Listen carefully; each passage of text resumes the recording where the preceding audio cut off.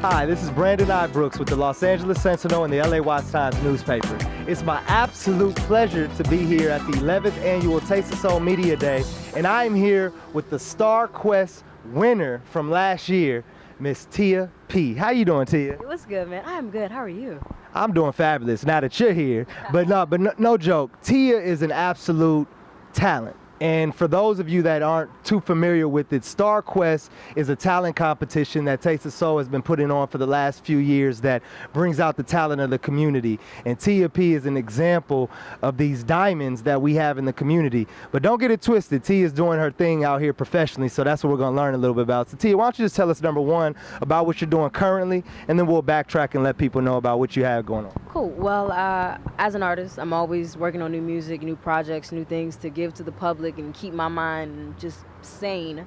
So that's been happening. I've been doing a lot of commercials lately as well. Shout out to Kim Gold at ABA Talent. That's my agent, keeping me busy. They started running my Sprite commercial with LeBron James, as well as a Verizon commercial with a DJ named A-Track. And it's just been crazy. Just the love, the support, just the opportunities. And it's been like a season of blessings, and I'm just trying to stay under the rainfall, you know what I'm saying? So it's been crazy good, crazy good. You know, what's so awesome about you, Tia, is like I feel, as you know, getting back to this StarQuest, and you are to me the example of Star Quest, and you're on that quest. But at the same time, let's really rewind this and tell people about the grind. Tell us about you. Graduate of Howard University, born and raised in Inglewood. Tell us where you're from and about all of that. Okay, well, as you said, yeah, I'm born and raised Inglewood. That's my hometown. Love it, live it, breathe. Inglewood? Inglewood, always up to all good, you know what I'm saying? So yeah, that's me, only child. Both of my parents did music, and it just kind of trickled down into me. So it started with poetry, and my father plays drums, and I play drums, and from there it just kind of went from drums and poetry to, okay, I'm doing production now. Well, let me mix the two. Oh, okay, get a little cadence so I can actually flow. All right, cool. Then we gonna go, can I sing a little bit? Oh, yeah. Okay, so all right, I got a little bit of that from my mom. So it's just the way that God has just placed me in this time, in this generation, with these parents, with this set of skills, has just been a blessing, not only for myself, but it's good to be a blessing to other people. You know, music is so powerful. You know, it's, I think, one of the most underrated tools and devices of our generation. You know, music has the power to change culture, make culture, change minds, change people, and to be able to be a creator of that is just, it's like, whoa, like, I don't even know why or how, but I know it's purposeful, and I just want to do my thing and give it to the people, man. Look, how would you describe your music? I mean, a lot of people and artists, you know, people put themselves in boxes, and I don't want to put you in a box, so I'll let you define it if there is a box. But do you have positivity? Like, what if people want to know, what type of music does she create, or what can we look forward to? How would you describe your style?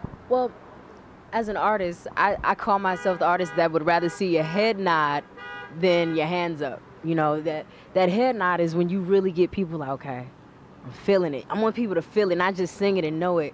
I want people to feel it, because I mean, music is a feeling. It's a vibration. It's a frequency. And if people not feeling it, then it's just surface. We can get surface all day. You know, we got surface music rolling around here all day and night, 24/7. But I want people to feel it. Like you don't have to cry or nothing, but just I want you to. It's good vibes. That's what it is, man. Now let's look. Music is one thing, but it's obvious you doing commercials.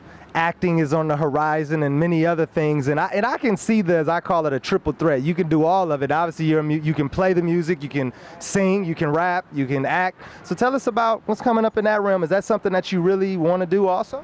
Yeah, if I can, I will, and that's kind of my motto with anything. I'm actually also going to be in an upcoming play called Choir by Jack Lightsey, so that's going to be coming in December. So honestly, that whole visual play commercial scene is actually really fairly new for me in terms of, you know, that and the music, but it's coming, and I'm here and I'm ready. So as long as it keeps coming and I'll stay on my craft about it, I'm looking forward to it, man. Yeah. I think it's good to close on a positive note of saying, what advice do you give to up and coming artists, people pursuing it that want to know how do I do it, or how do I grind? How do I, you know, because there really, as I tell people, there's a formula, but it's not really a formula. So, but I think you have the package as far as the inspiration. You have it. Tell us, what is that it? How do they do it? How do we do it?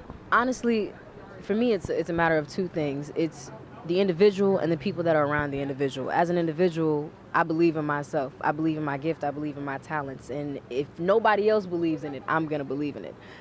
It's just my purpose is what I'm here to do. And I love what I do. If I didn't love it, I'd be working somewhere else where I'd be guaranteed a check. But I love what I do. When you love what you do, it's not a job. It's a purpose. And the second part of that is I've surrounded myself with people who also believe and are willing not just to believe, but grind, get dirty with me.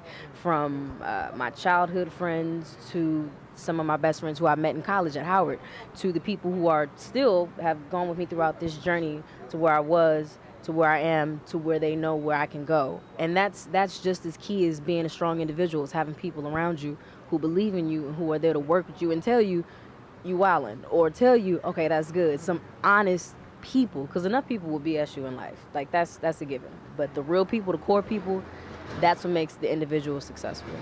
Okay, so for folks out there that say, okay, I got to hear Tia P after this interview, where can they cop the music? Where can they, down YouTube? Let us know all the hits. Instagram? Definitely. Okay, well, everything. If you want to find everything Tia P related, it's I am Tia P. That's my handle on Twitter, Instagram, Snapchat, probably Periscope, Facebook, wherever else. I am Tia P. There's only one. Yeah, IAMTIAP. That's the SoundCloud as well. And I also have a new single out on iTunes, Spotify, Tidal, everywhere music is bought, sold, and purchased, called 4 Seats from Beyonce. It's a banger. Shout out to J Dill for producing it. And yeah, just go check it out. Get a good head nod in for your morning. Yeah. And will you be performing at tomorrow's Taste of Soul? I will indeed be performing at tomorrow's Taste of Soul around 11:45, 12 o'clock. So y'all better be there, and I know you're gonna be there. I'm gonna be there. I'll be there. I'll be up front and center. But thank you all for joining us today, and thank you, Tia, for being here and joining us again. And God bless you on your journey.